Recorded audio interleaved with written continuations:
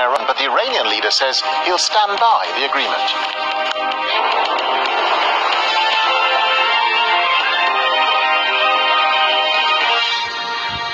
Hello, I'm Darren Jordan. This is Aljazeera, live from Doha. Also coming up, of the subsequent rape of my wife, not as a lone action by one guard, but the trauma of a family held hostage by armed groups in Pakistan for 5 years. Opposition protesters defy a ban on demonstrations in Kenya as 2 people are shot dead by police in the west of the country. And the stars return to Asia's biggest film festival after political scandal almost threatened its future.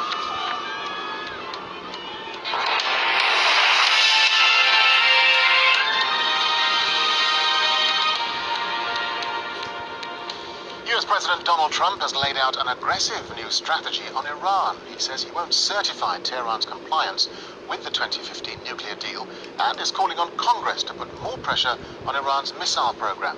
Kimberly Halkett reports from Washington, D.C.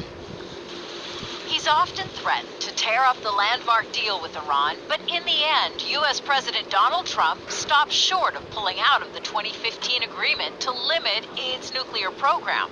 For now. And even though his own administration has twice certified that Iran is complying with the deal, he now says he won't do it again. I am announcing today that we cannot and will not make this certification. We will not continue down a path whose predictable conclusion is more violence, more terror, and the very real threat of Iran's nuclear breakout.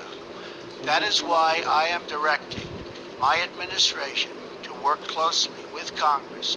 For months, Trump has accused his predecessor, Barack Obama, of being myopic in negotiations with Iran, focusing only on Iran's nuclear program, but not the financing of groups Trump says are causing instability in the region.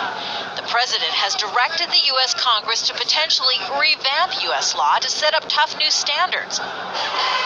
If Iran violates arbitrary trigger points, lifted sanctions could be put back in place. Senate Republicans are already drafting legislation supported by top Democrats who have always viewed the 2015 deal as somewhat imperfect.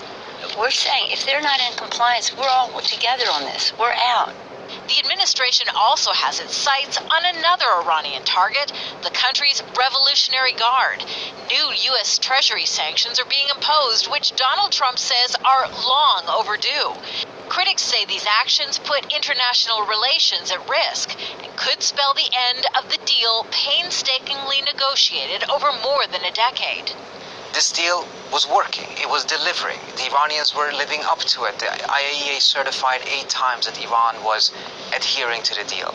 Trump took a perfectly working deal and transformed it into a crisis with the decision that he made today.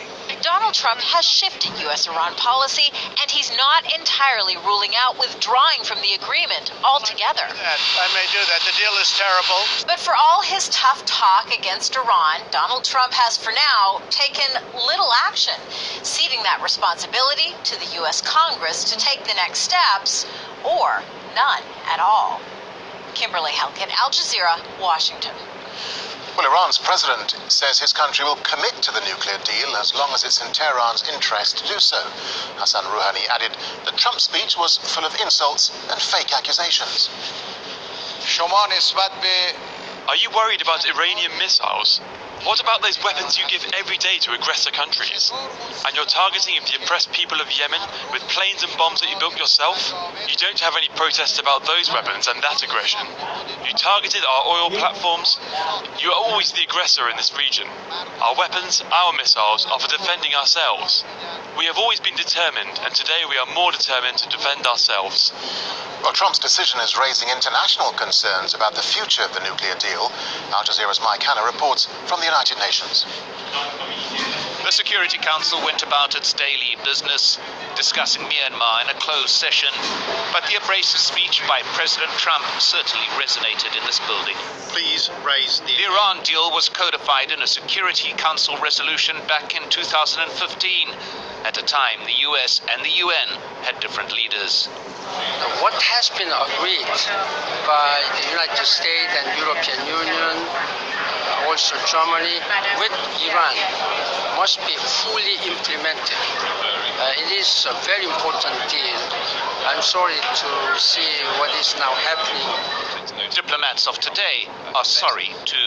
We are concerned by some of the implications of this statement because we stand by the Joint Comprehensive Plan of Action. We judge it to be a good deal which helps improve international security, and we want to see it continue to remain in force. Others argue the US cannot unilaterally amend a Security Council resolution. It is not a bilateral agreement. It does not belong to any single country, and it is not up to any single country to terminate it. It is a multilateral agreement which was unanimously endorsed by the United Nations Security Council Resolution 2231. And the leaders in Germany, France, and the United Kingdom added their concern for the deal, formerly known as a Joint Comprehensive Plan of Action. They say, preserving the JCPOA is in our shared national security interest.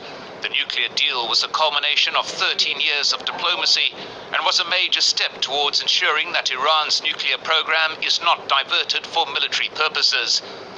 The leaders added that they were worried and willing to act over Iran's ballistic missile program and what they described as its regional activities. Iran has sent a formal letter of protest to the UN Secretary General.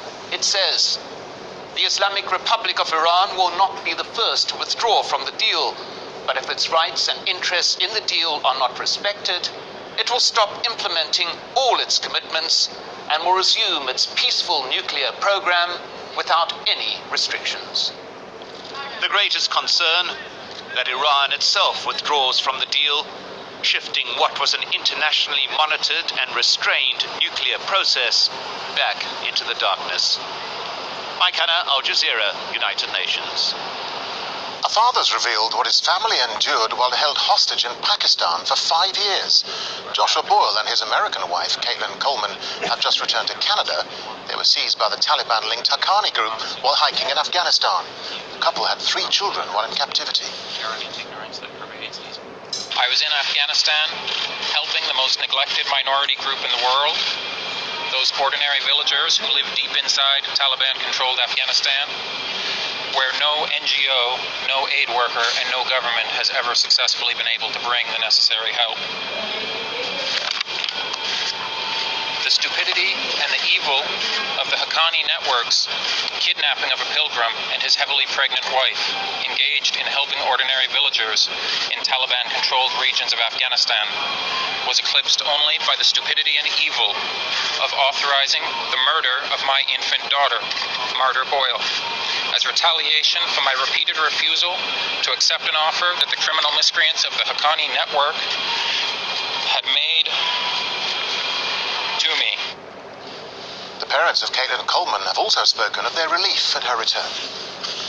It was incredible, I've been waiting to hear that voice for so long, and then to hear her voice and have it sound exactly like the last time I talked to her. Taking your pregnant wife to a very dangerous place, to me, and the kind of person that I am, it's unconscionable. A former UN chief is calling on Myanmar to ensure Rohingya refugees can return to their homes, not camps. More than 500,000 have fled Rakhine State to neighbouring Bangladesh since August. Kofi Annan, who heads a commission on the crisis, has presented his report to the UN Security Council.